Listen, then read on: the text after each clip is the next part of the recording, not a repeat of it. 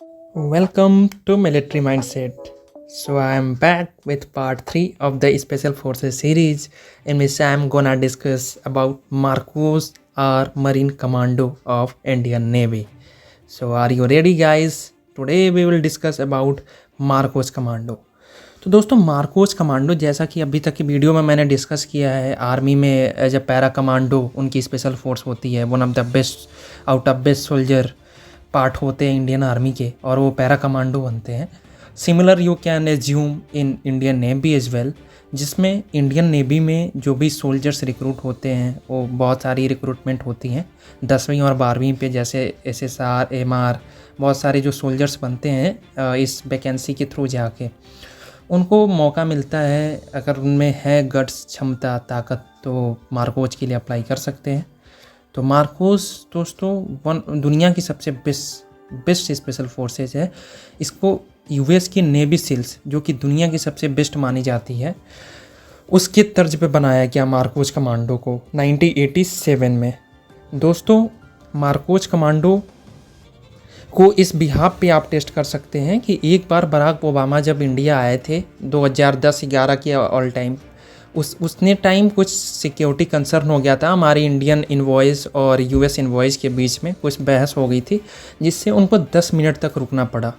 अपने कार में ही उनको 10 मिनट रुकना पड़ा। तो फिर कंक्लूजन ये निकला दोस्तों कि अगर उनको आगे जाना होगा तो under the security of Marcos commando. ये बराक ओबामा बोले थे कि अगर मुझे आगे सिक्योरिटी चाहिए तो मुझे इंडिया की कोई फोर्स नहीं चाहिए, मुझे बस मार्कोस कमांडो चाहिए जिस पे मैं ट्रस्ट कर सकता हूँ, और वो US की नेवी सील्स के तर्ज पे बना है।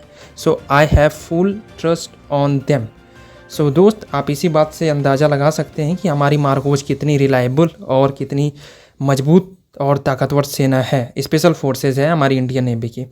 दोस्तों चाहे 26/11 का हमला हो या फिर कोई भी और ज़बरदस्त ऑपरेशन करना हो रिगार्डिंग नॉर्थ ईस्ट, दोस्तों जहाँ भी कोस्टल एरिया हैं, कोस्टल एरिया आप अपने कंट्री के अराउंड 50% पार्ट कोस्टल एरिया ही है, तो कोस्टल एरिया पे बहुत एक्टिव रहते हैं।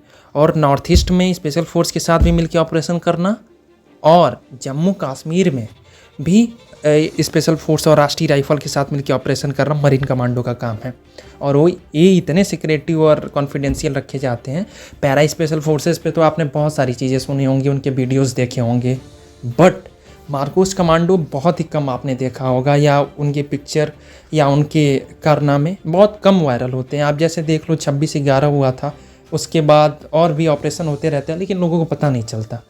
बट दोस्त इनकी बहादुरी और वीरता को भी सलाम करना होगा। इनकी इतनी हार्ड ट्रेनिंग होती है, इतनी हार्ड ट्रेनिंग होती है। ये वन ऐसी स्पेशल फोर्स है अपनी इंडिया की जो एयर, सरफेस और सी तीनों में ज़बरदस्त ऑपरेशन कर सकते हैं दोस्त।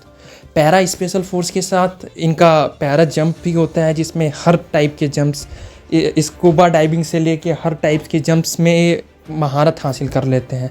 उसके बाद इनकी ट्रेनिंग चलती रहती है। ऐसा बताया जाता है कि लगभग 3 साल तक इनका ट्रेनिंग प्रोसीजर चलता रहता है, जिससे one of the deadliest force बन जाते हैं।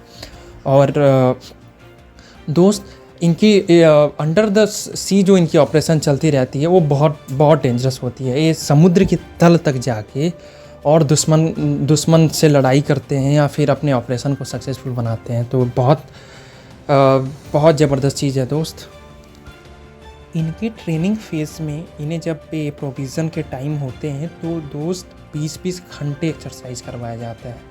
और जो 4-5 घंटे अगर मिल भी जाए, अगर नींद आ जाए, झपकी ले लें, तो फिर इनके लिए वो उससे बड़ा कुछ नहीं हो सकता।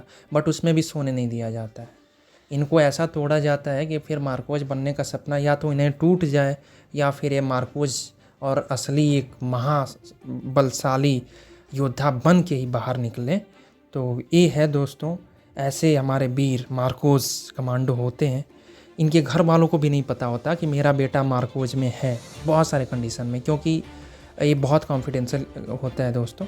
ये फिजिकली मेंटली इतने फिट हो जाते हैं, आप इस बात का अंदाज़ा इससे लगा सकते हैं, अगर कोई बंदा 8 घंटे या जिम में या कहीं एक्सरसाइज कर रहा है और अगर 1 घंटे लगातार कॉन्टिन्यूअस वो अगर स्विमिंग करता है तो वो उसको मैच कर जाएगा।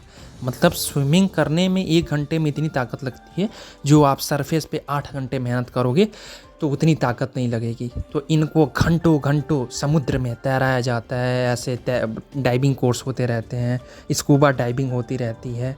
और दोस्त ट्रेनिंग के फेज़ में इनको बहुत सारी लैंग्वेज सिखाई जाती है। इवन जो हमारे एनिमी कंट्रीज़ हैं उनकी लैंग्वेज ज़्यादा है, जैसे चाइनीज़, उर्दू, अरबी और सारी लैंग्वेज। इसके अलावा ये एंटी पायरेसी ऑपरेशंस में भी बहुत एक्टिव होते हैं। For example gulf of Aden और अरबियन सी का जो ईस्टर्न पार्ट है वहाँ पे एंटी पायरेसी ऑपरेशंस बहुत चलते रहते हैं, बिकॉज वहाँ पे कुछ समुद्री डाकू बहुत एक्टिव रहते हैं। वैसे सोमालिया के भी कुछ समुद्री लुटेरे बहुत एक्टिव रहते हैं। तो ये 2008 से ही इनकी एक ship already gulf of Aden में डिप्लॉय रहती है ताकि ये कोई भी एंटी पायरेसी ऑपरेशन कर सकें और फिर अपने ट्रेड जो एक्सपोर्ट इंपोर्ट होते रहते हैं इंडिया की, चाहे कमर्शियल कोई शिप हो या फिर डिफेंस वाली, उसमें कोई प्रॉब्लम ना आए। कि कुछ कंट्री ऐसे गल्फ़ के हैं जहाँ पे ये डोकोइट वाला सिस्टम है, वहाँ पे समुद्री डाकू बहुत एक्टिव रहते हैं, तो इस शिप पे भी डिप्लॉय रहते हैं और वहाँ प्रोटेक्ट करके अपना एक थ्रू से अपना काम सक्सेसफुल करते हैं दोस्त। तो ये रहा आज का हमारा मार्कोस का सीरीज़। आई होप कि आपको अच्छा लगा होगा। अगर अच्छा लगा तो लाइक करें वीडियो को, शेयर करें अपने दोस्तों के साथ, और ऐसे ही मैं ज़बरदस्त फैक्ट्स के साथ अपनी वीडियो कंटिन्यू रखूँगा। I need your support and thank you. जय हिंद टू ऑल।